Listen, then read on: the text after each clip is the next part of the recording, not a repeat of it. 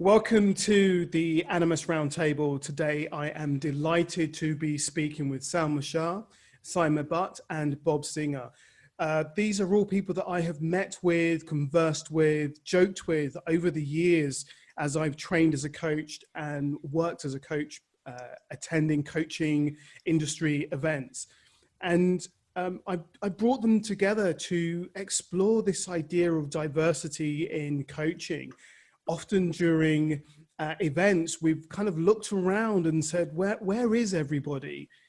We've trained them, we've spoken to them, they are our peers, but they don't seem to show up at the events or the conferences. And when I say where is everybody, I'm sort of speaking about where are the other Black, Asian and minority coaches that we know and we work with. And what's that about? And we've joined it together to sort of have a discussion about how that's shown up for us, what that means for us, and just to see where that takes us. So before we sort of dive into the detail of that conversation, I just want to give an opportunity for my panelists to introduce themselves. And let's start with Salma. So hi, I'm Salma Shah. I'm an executive and systemic coach. I've been coaching for 17 years. And when I think about diversity in coaching, frankly, I've just been so busy coaching, it's never really been at the front of my mind. However, having said that, over the last few years, it's beginning to niggle me that when I go to a conference or an event, I don't see many faces like myself. So it's an itch that I'm now beginning to want to scratch a bit more loudly. So I'll be sharing my perspective today. Thank you. Let's move on to Saima. Hi, Rob. Hello, everyone else. How do I introduce myself? And I love that itch that you're wanting to scratch, Salma. So we're 20 years plus into our business. It's forms part of the love and the passion and the commitment that I have for who I am and how I show up. And that's inextricably linked with coaching, being the answer, being the key to delivering a more impactful, progressive humanity that is inclusive and diverse and loving and belonging in each and every way.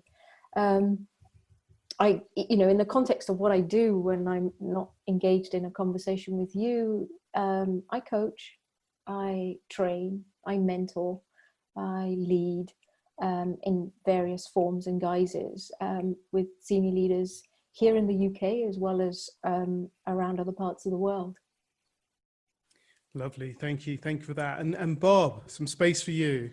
So I get to follow that. Thank you. Thanks for the invitation. How do I describe myself? So by trade, by profession, I'm a youth worker, and I've for the last 24 years tried to get a different job. So I'm still in the process of trying to get a proper job, as my family and my elders keep telling me to do. 20 years of those 24 years, I've been a youth coach. So my focus is around coaching young people and training young people to become coaches for each other.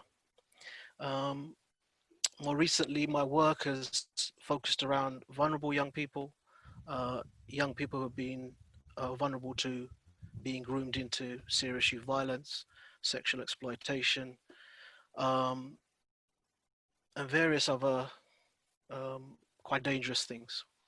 But at the same time, while working in this field, I'm very proud to be kind of at the edge of the village.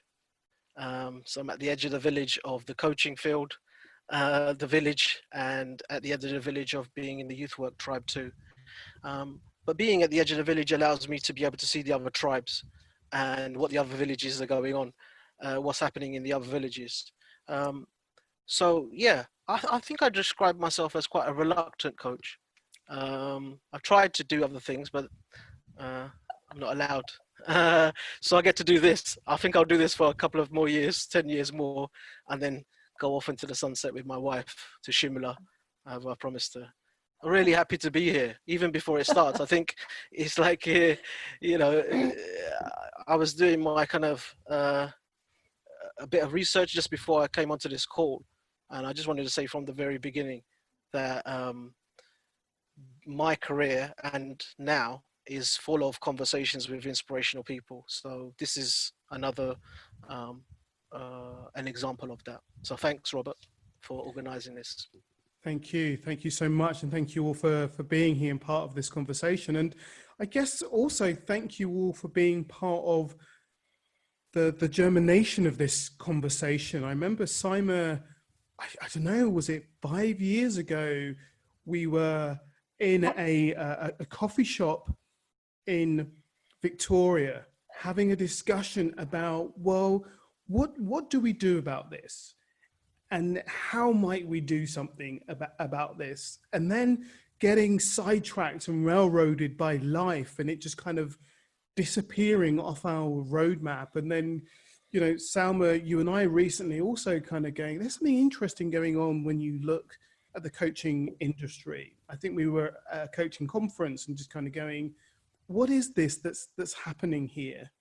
And how can we do something about it? Or how can we just name it and go, hey, coaching industry, we talk about in coaching, we name stuff. So let's just name this and explore where is that diversity?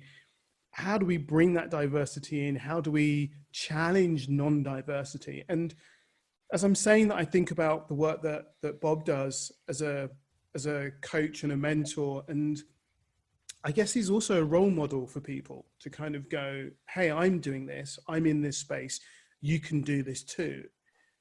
And perhaps there's a space to start there around, you know, we are role models in the spaces that we are in, but how do we allow others to see us in that space so they can join us in that space? There are about 1 million questions in there, so please choose whichever question you would like to, and let's sort of just explore that. Well, as a coach trainer, you know, I'm going to say those were some serious stat questions, and inevitably the first one is the best. And the last one is what your client will respond to. I know all the students that I've ever trained will be going, yeah, that Robert, he talks about it, but when it comes down to it, there he is asking those compound questions. Exactly. Oh my goodness. You know, there's something, and it evokes me as we're speaking. Robert, when you and I were chatting at Victoria Station, and it was a cold day, trying to sip hot coffee and warm us all up, it felt like at that moment we could really impact, make a difference, and do something. We genuinely felt like we could make a difference to a community of passionate people who want to make a difference, and wanting to connect the rest of our wholesome community in how we could make that difference. And I yes, life got in the way for both of us, and you know, even in today's terms, there's no excuse for that. But actually, I think if I reflect back on that, it just got too big. And when I say it just got too big, it felt like we weren't just describing it in the context of the UK scenario. I wanted for us to be able to create and generate a conversation that we were developing around the whole world. And you know, when you invited us to engage in this roundtable, yes, I said, I'm completely determined to want to contribute. And let me say this, events of the last 6-8 days have made me even more confused, and I feel less learned than I was a month ago around this whole subject.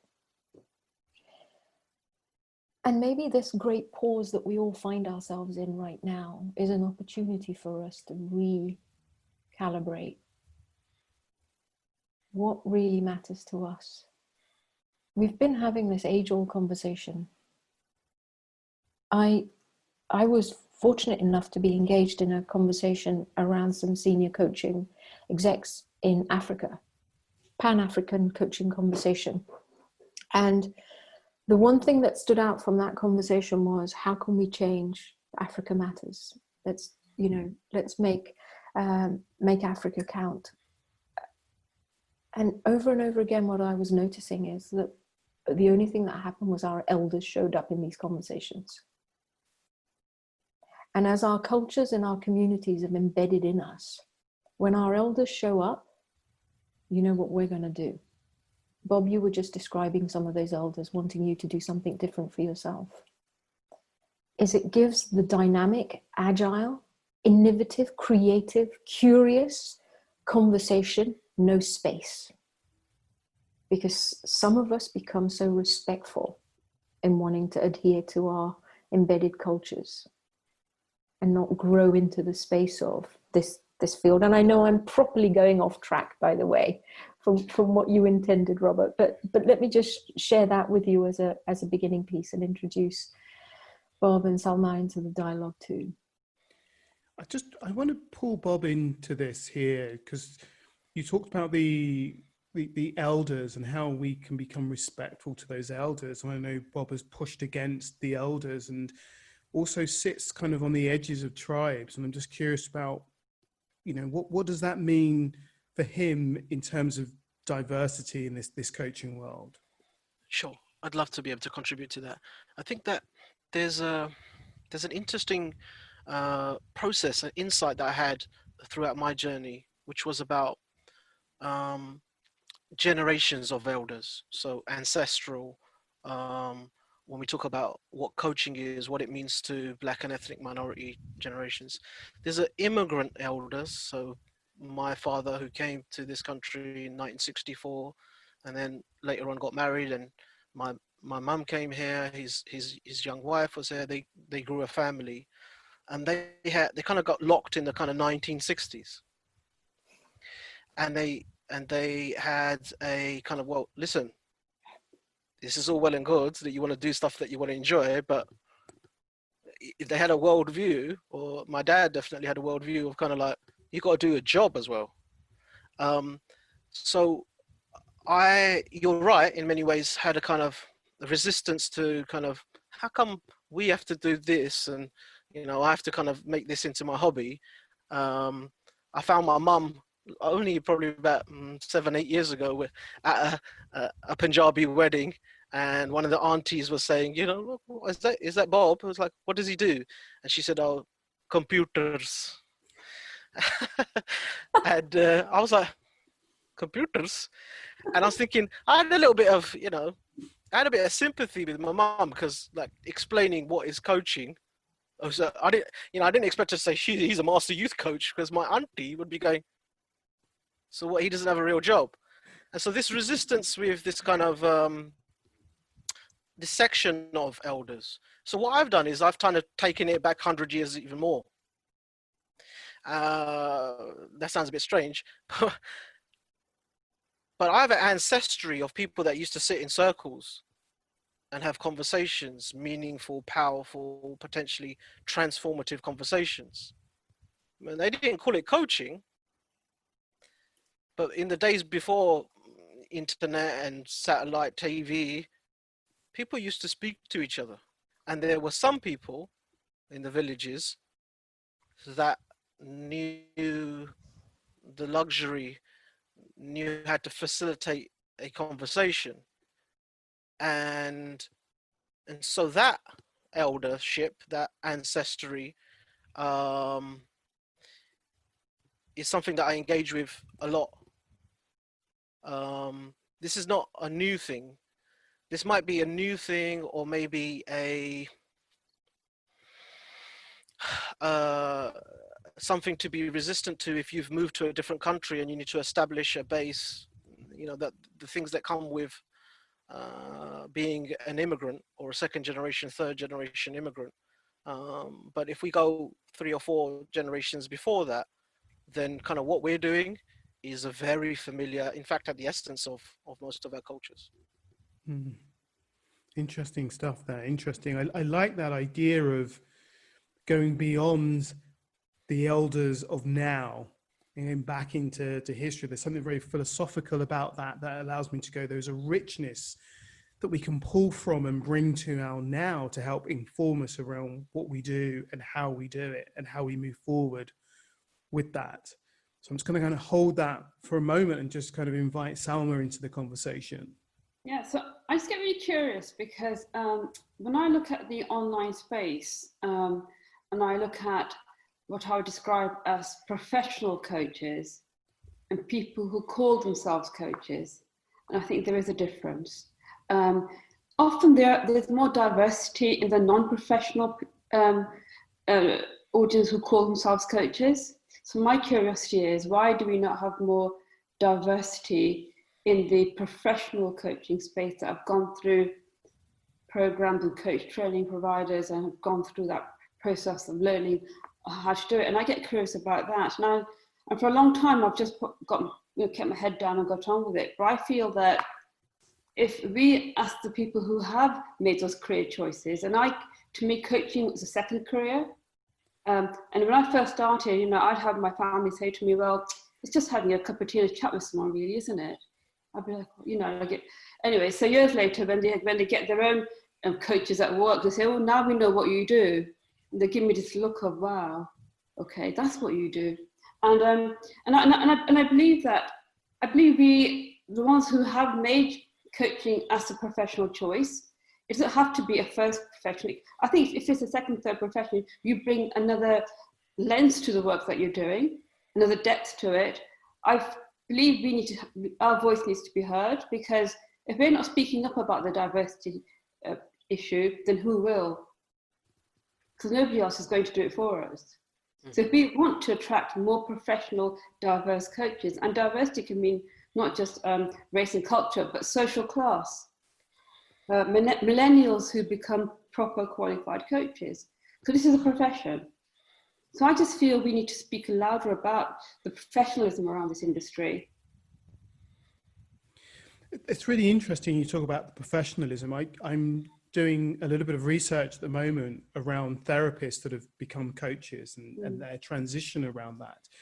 And they talk about how they sought out coach providers who were very professional and rigorous in their training, because they wanted it to seem, or they wanted that professionality or that stamp in the work that they do. And it makes me wonder about, is it when, a young black person, the young black boy called Robert, looks at the coaching world and says, hey, mom, I want to go and be a coach. She doesn't see it as a professional art form, and therefore goes, no, get a trade, as my dad would say. And I'm that's really curious about, is there something about showing it as a profession that somebody can work in that would then enable more people to choose to work professionally as coaches?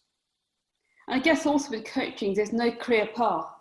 You can become a coach, and whether you're an internal coach or you are self-employed, you almost carve your path out yourself, which other professions have got more structures and procedures around that.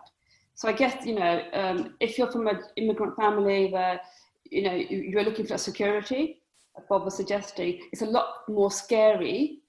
When I left my corporate career, said goodbye to my company car, my mobile phone, my laptop, and for me to become self-employed, my goodness, was that scary, right? My dad was a working class, worked in a factory all his life, and didn't get me for a long time anyway, but it's much more scarier if you have the immigrant background to take these leaps.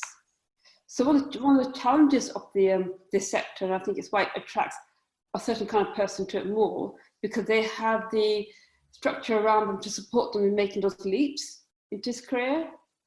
And this career doesn't have a straightforward path in it. And we're really mindful as South Asians. There's a real pejorativeness, isn't there, associated around our career choices.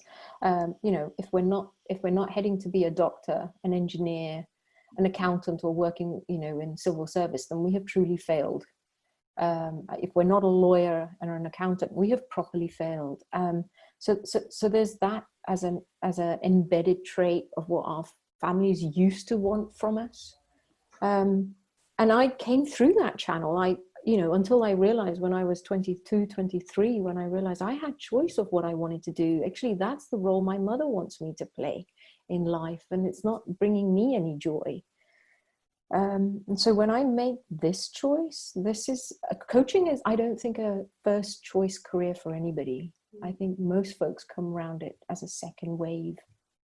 We want to be really mindful of the cost inhibitiveness of coaching, and the types of communities that we're engaging. The statistics are there and are available for what is, a white privileged salary, and on average, and compared to a black average salary. We want to be mindful of that.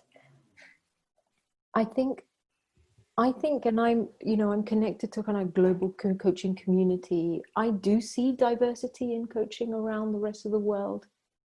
Are we being honorable and integral in our responsibility in this dialogue around the percentage of ethnic minority BAME in this community, and how do we show up as coaches, and is that representative? Because I teach and I coach BAME, and they're not BAME in their countries.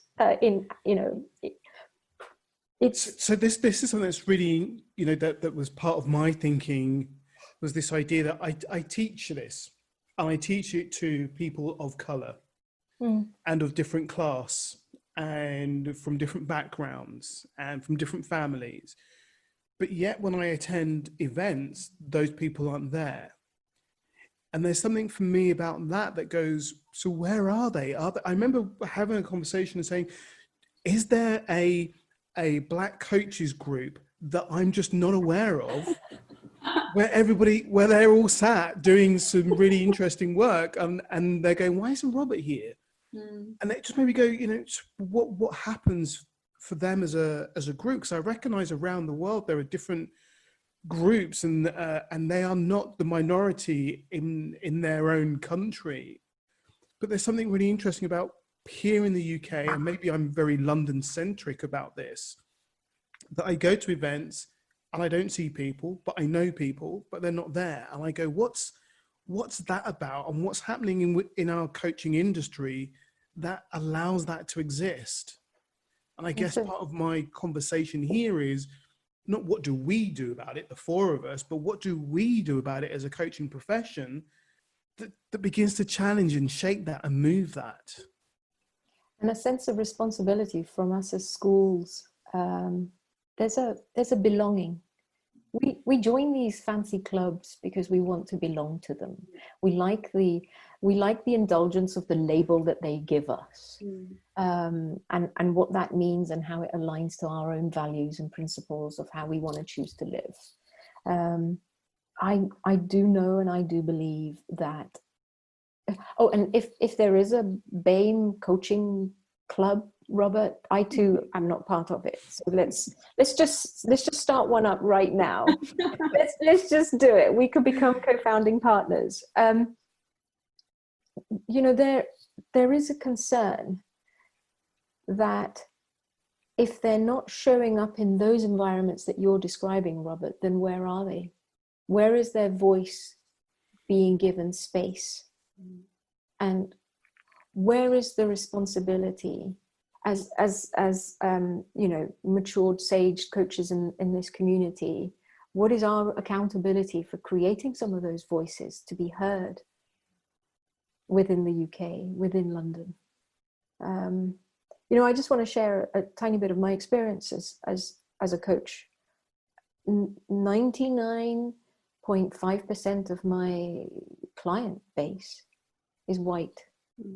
I can share with you white, male, pale and stale. You know the reference to that.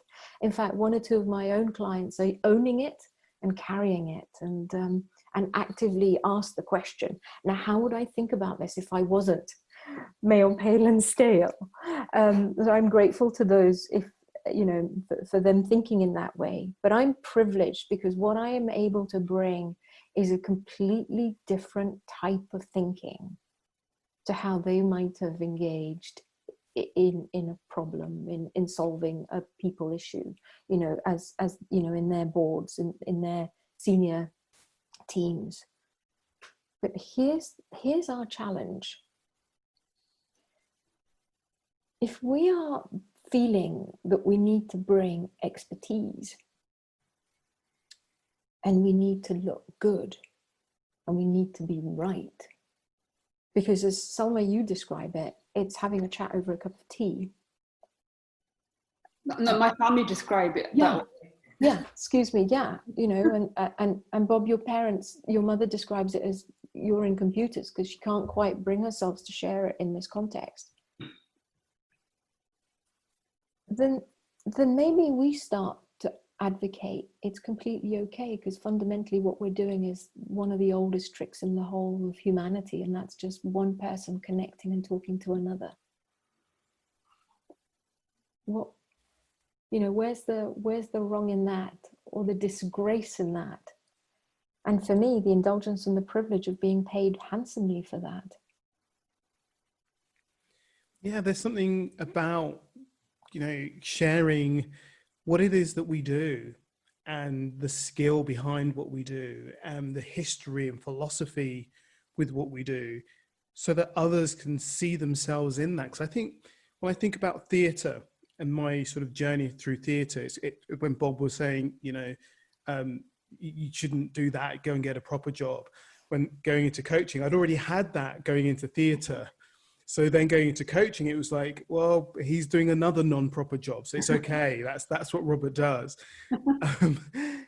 But there is something really interesting that in theatre where it's like, how do we become the voice? How do we find our voice? How do we share? How do we shout about this? And how do we encourage people to engage with this? So how do we encourage, you know, in theatre, they talk about how do you get Black audiences to come to the theatre so that their sort of financial input becomes part of the conversation. And it makes me wonder about how do we stand in a space or give voice to so that others can see us and go, oh, you're doing that, and that's okay, and you're enjoying it and living well or living from it, whether that's, you know, however we want to describe well, but you're living from this. Therefore, I can take part and become part of this, and that can be okay for me. I think I'd like to add some stuff to this space. I think listening to what Saima was saying around elders, I had a conversation with Anthony Elridge Rogers, who started the Recovery Coaching Foundation. We was on the train, and I talked like, as coaches, do we celebrate our elders? It kind of linked into the conversation we're talking now. It's like, where's our elders in the coaching tribe? We're talking about, oh, coaching is quite embryonic, even though in many ways it's not. But as a profession, you know, it's not as established as therapy and all these other things that are sister professions. And I said, you know what? I've got an idea. And I was on the district line with him, and I said, I'm going to nominate Gladina for an MBE, OBE. Like, I'm going to do it now. I said, you know what? You're going to do it, right? Because we need to respect our elders. And for me, she's an amazing person. I think for many people, just as a person in the coaching field, she just go, like, I remember her speaking at conferences and just going, like, I remember just standing up by myself and just doing like a round of applause like that. I said, okay, I'm by myself. Okay, no problem. And I said, we got to respect our elders. And Anthony kind of looked at me and went, you know, you're elder in this tribe. And my kind of reluctance to that was like, nah. I'm just starting. I've got no idea what I'm doing. You know, like, you know, I'm going to be exposed one day for being like, you don't know what you're doing. You don't have the right qualifications. And I was like, oh, shit, that's part of it. So I'm going to own up to, oh, actually, when I talk about the elders in our community, I was talking about my mom or my dad, or like, and then people say, that's you, isn't it? And I'm like, no. And so, like, I remember having this conversation to you, with you, Robert, when both of our beards were black. and I'm still looking at the elders like, hey, man. And so I'm recognizing that, oh, hold on a second, that's us. Yeah. And that's what I wanna put into the space, that, yeah, there maybe is a responsibility, and some of that might be that that feels quite heavy at times. That, you know, for me, sometimes it takes away the sense that, oh, I can create it how I want. And now it's kind of like, okay, what am I doing now to encourage, like setting up a group kind of sounds like, oh, you know, I want to go to that group, like setting it up. And the other thing that I want to put into the space was 60% of my clients are young Black men.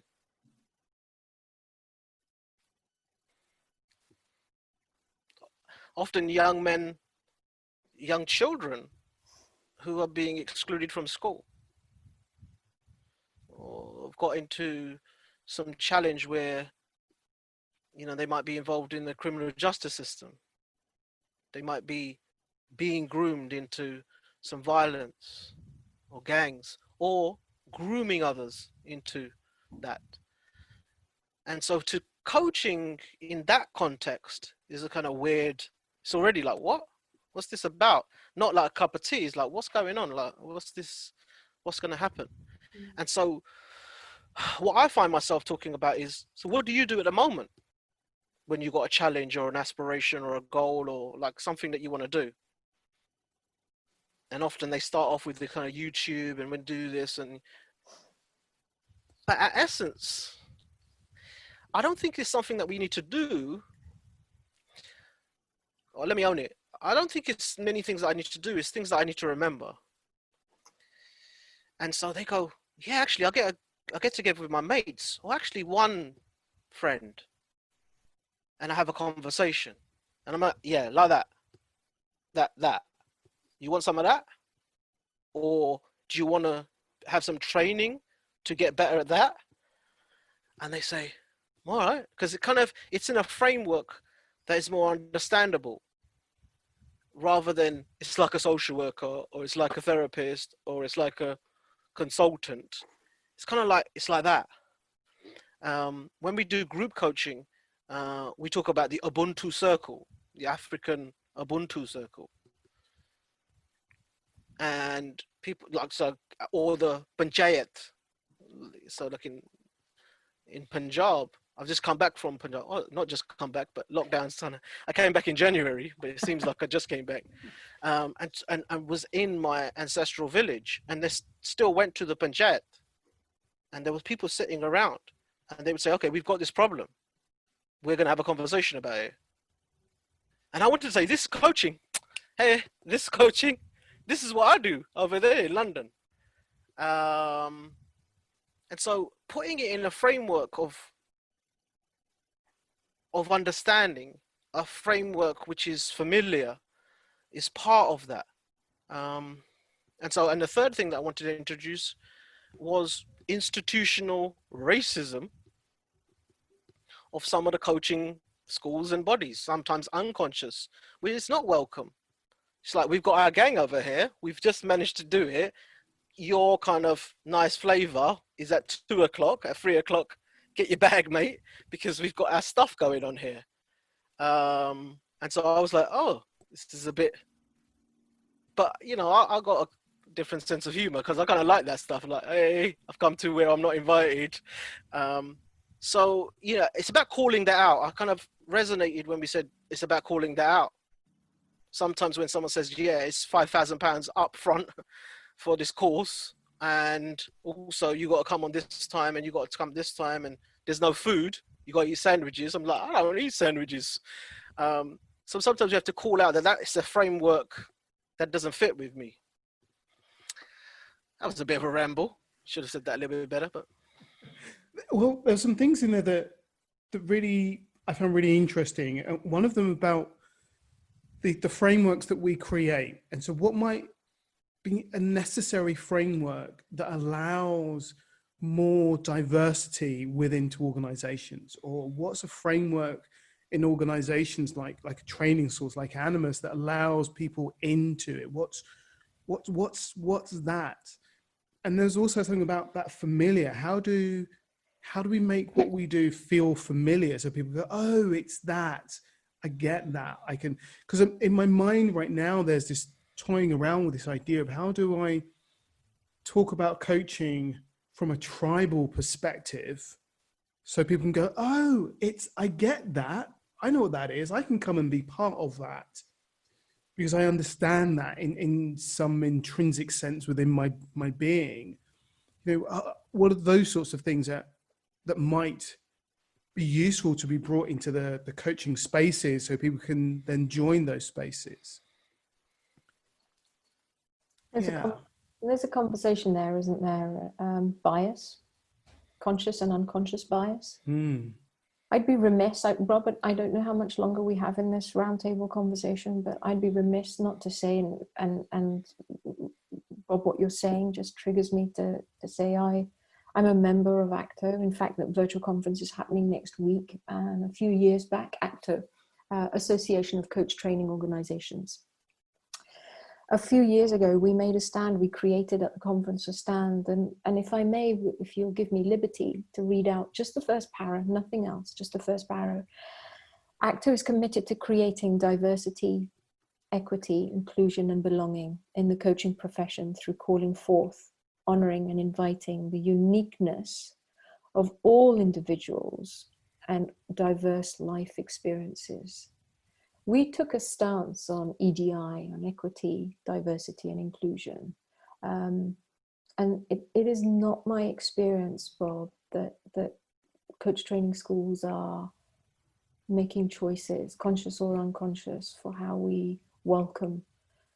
Because for me, I genuinely, and please call me naive given the period of time we're in right now, I truly live in a world where I believe that the possibility and availability for each of us from a really young age to be in a coach-like conversation, and the power of us as privileged who are able then to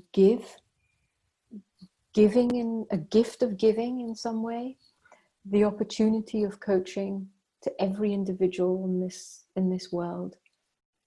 Just imagine that space. I mean, just imagine the quality and the potential of what that brings for our children and grandchildren, especially in the context of this period now. I love Ubuntu. In fact, I don't believe we exist without our community and clients. And Bob, our parents, our grandparents taught us how to do this before there was a label for it. Before we even knew we could make money from it, we knew how to do this. And I know that our communities have the capacity to engage in this quality of dialogue and the potential it can have. And what now can we do going forward to have them call out and feel like they belong, and cumulatively create something that says, well, I'm seeing penguins on an iceberg here, although I know penguins don't hang out on icebergs. Let's come and gather everybody else on board. I'd like to respond. Yeah. Or add, sorry. No, I was just going to say, I feel we have to do something, not just be there, be visible, but do something. Because if I think back to when I became a coach, there was no role model who looked like me to help me. So we drifted into our own worlds. And if you imagine, Robert and Sam saying, you do have diverse coaches coming through, but then they disappear. What if when they started coming through, they had models to look at who resonated with them? So I think we have to do more than just be there. We have to do something. We have to start speaking about it and start having the dialogue more publicly, not just between ourselves, and not be afraid to. And, I have a little game that I play when I go to conferences and I meet a coach and I think, I bet I know which school you trained with, I can just tell. So, we will always attract ourselves to tribes, but I just feel that we need to create a tribe for the BAME coaches that are now coming through, because you're telling me they are coming through. but I don't see them anywhere. So we have to give them a place to go to once they go through, or people to connect with who have been there, done it. We can hold their hands and be a mentor to them. I know Bob was going to respond to something there, but just before you do that, Bob, there's something for me here. I think this is as this conversation begins to head towards its end, a question of, you know, what is our something? I mean, if we were, the four of us were to leave today and go, well, this is my something in this. What's our something? And I sort of hark back to my days of being part of the Weekend Arts College and working with Fusion and people like Celia Greenwood, where it was, how do we come together? How do we create an inclusive space that doesn't say, this is just for you? We go, but this is for everybody, but we're also going to seek out those that aren't here and go, come in, come here too. There's something really relevant for me about that. So we create a connection, not an exclusion, in our desire for inclusion and in our desire for diversity. I mean, if I may interrupt, Bob, and I know you're dying to say what you wanted to say before Salma, Robert, and I now interrupt you. Not dying. No, not at all, not at all. Pardon me. We want to be really mindful here. People make choices. Yeah, Salma, you chose to show up. Bob, you showed up. Robert, you have shown up. You and I have engaged in more than one conversation together in this way. People have made choices. The availability of showing up at a conference in the UK or anywhere, a national, international conference, is a choice people make. So I don't, you know, I know there's something of what I'm about to say is conflicting. There is availability, and folks are choosing to do something else with their time, given this skill. And wouldn't it be interesting to explore what that is? Mm. We show up when we think there's, Bobby will get to you. You've got me, women, I can't, people show up where they see a value to showing up, where they sense there will be something in it for them, whether it's education, a connection, a network. I also think people show up to be around others that they see themselves as being like. Yeah. They show up to be part of their tribe. And sometimes I show up to events and I go, I don't feel like I belong here, but I'm going to be here anyway because of my nature. Yeah. To go, well, I'm going to hang out here and see what people have to say and maybe challenge what people have to say, or maybe just be there to be different. And I guess there are two questions there for me. One being, what are people choosing to do? And what would need to happen to help them make other choices? And it's not about that they have to, but just you know, what is going on, and if there was a way for them to feel more included or more invited, would that create a difference? And would that create a more richness within our coaching communities and our coaching organizations? And I guess part of what I'm noticing here is, are we missing out as organizations because we're not inviting that richness into the space? And what else could we glean from that richness in the space? I have no answer to that. But I'm going to call Bob into the space because I know he was waiting to speak.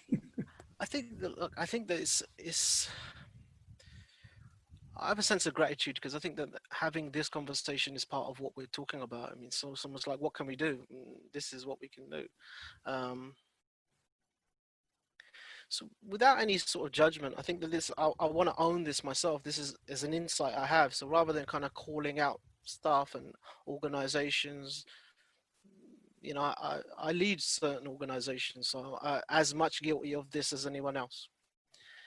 I think there's something that's happened which is uncomfortable for me and still uncomfortable, but I'm vulnerable when I talk about it, is the concept of racism and colonialism in particular, which is a kind of embedded in a lot of my language, embedded in a lot of the myths, the stories, everything that is part of colonialism. The fact that my family's moved from a village in Punjab to East London, you know, so this is some stuff about this. And some of the subtleties that I started to discover was that racism and colonialism in particular is around difference, it's around hierarchy, it's around exclusivity, it's about, you know, how are you different from me? So the assessment is like, right, it's a focus on difference. So you're this type of coach or not this type of coach, you know, like what's the groups and what's the different things, is a very colonial sort of approach. We've got to go there and we've got to organize everything. So it's like, I think back when the British went to India, there's like, we have to organize everything. Like you have to tell me exactly who you are. Whereas, you know, the ancestors from 200 years ago, who I speak to often, didn't have that obsession. That you could be different things, you could be multiple things. There wasn't an obsession with categorization. And so sometimes that filters into me where I was saying, I don't care what kind of coach you are. Are we collective? There's a power in the collective. There's a power in us all being together. So rather than a categorization so we can have diversity, it's let's sit all together, that everyone's voice is valid, that everyone's going to speak here. It's not we're going to speak here about that other person and we're going to go and help them because they're the natives and we've got the power, we've got the knowledge. And so I found, where am I guilty of that myself?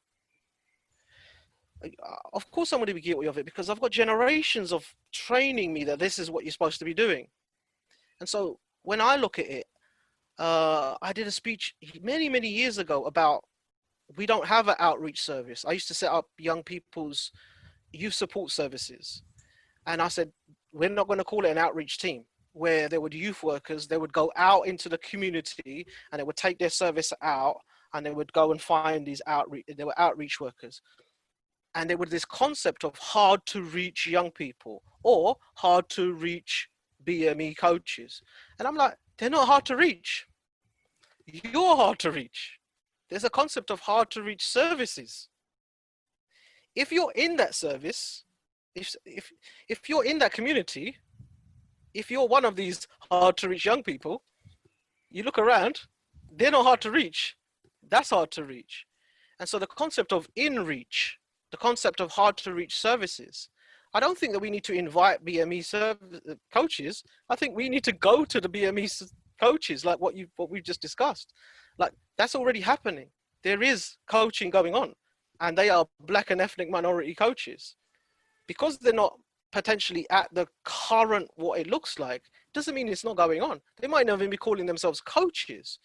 And so if we come to kind of this stage of what can we do, I can only really offer what I've done. I've flooded my vocabulary. I've flooded my frameworks with very Punjabi frameworks and contexts. You know, I talk about it's a baksh. I have a baksh, which is a Punjabi word for like a blessing or a gift. But the translation isn't accurate, because if you have a baksh, so like if I said, Robert, man, you got a real gift for singing, you got a baksh. It doesn't only mean that you could do this really nicely, it means you must do this. You can't do anything else now. It's a blessing and a curse. It's like, oh shit, I got a baksh. Like, I would love to have a blessing of being an accountant. Like, why not? I'd get more respect in my family. I don't. Like, why have I got a baksh on communicating with people? Like, you know, and so flooding it with Punjabi context, flooding it with things where people are already speaking about it. The reason why I'm called Bob, not often people don't, like, this is a strange thing, called about diversity. Why the hell are you called Bob? Yeah. And so that's interesting. The most resistance I get is from my own community. What you got a white name for? It's like, what name do you want me to have? Well, you know, you also called Sandeep. Why didn't you call yourself Sandeep? Because nobody calls me Sandeep. But we want you to, so you can feel better. So you want me to go against the name that my parents gave me, which is Bob, because I couldn't stop speaking as a kid. So what they would say was, you like a Baba, Baba Bob. So the word Bob comes from Baba, and like this spiritual, you know, like type of geezer that doesn't stop speaking. As like now, so some things haven't changed. I think that's just so lovely, Bob. I think that's a great place for us to bring our conversation to a close, to recognize that we have our gifts, we have our curses, we have the things that we are drawn to do, brought into this space to do. And by continuing to do it and looking around to those that are with us and having these conversations, we begin to create change. And perhaps it's not doing outreach, it is doing inreach. Maybe it's doing all of these things, and perhaps this is the start of something else. Perhaps this is the start of more conversations that we can continue to have. I'd like to thank you all for being on this conversation with me. I've really enjoyed it, and I'm sure we will have many more of these to come in the future. So I'd just like to thank you, Salma, thank you, Saima, and thank you, Bob, for being part of this conversation today. Thank you. Thank you. Thank you. Thank you.